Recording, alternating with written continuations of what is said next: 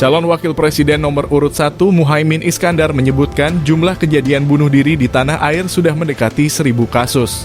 Kejadian ini bukan hanya karena gangguan mental, melainkan juga diakibatkan berbagai tekanan sosial, ekonomi, dan politik.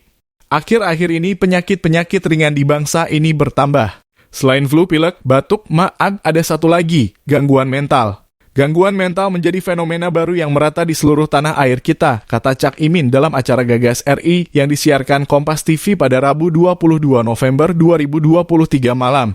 Dari sebuah fakta yang kita bisa lihat di tahun ini saja angka bunuh diri sudah sampai pada level jumlah 970-an orang melakukan bunuh diri. Gangguan mental ini bukan sakit jiwa, gangguan mental ini diakibatkan berbagai tekanan sosial, ekonomi, dan politik, ujarnya lagi. Cak Imin kemudian menjelaskan soal kondisi kesulitan ekonomi yang menjadi penyebab tekanan. Menurutnya, kesulitan ekonomi bisa terjadi karena pendapatan yang rendah, sehingga pemenuhan kebutuhan pendidikan maupun konsumsi sehari-hari masyarakat menjadi terbatas. Kalau bekerja, berpikir di akhir bulan mengakhiri konsumsi kebutuhannya dengan mie instan dan seterusnya, kata Cak Imin. Wakil Ketua DPR RI ini juga menyebut bahwa kesulitan ekonomi bisa mendorong individu terjerat perjudian online.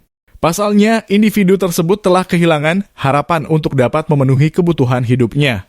Salah satu yang kita hadapi adalah contoh penyebabnya. Hari ini adalah kita lihat tidak kurang dari 7 juta warga terjerat judi online dan stres akibat terlibat judi online setiap hari, ujarnya. Akibat kesulitan ekonomi, akibat hilangnya harapan untuk bisa memenuhi kebutuhan hidup seluruh masyarakat bangsa ini, kata Cak Imin lagi. Atas dasar itu, Cak Imin menyimpulkan Indonesia harus mulai memikirkan perubahan cara berpikir dan bekerja agar nasib Indonesia berubah menjadi lebih adil, makmur, dan sejahtera. Ketua Umum Partai Kebangkitan Bangsa ini lantas menyebutkan bahwa tekanan tersebut bisa saja dihadapi oleh individu, keluarga, maupun masyarakat.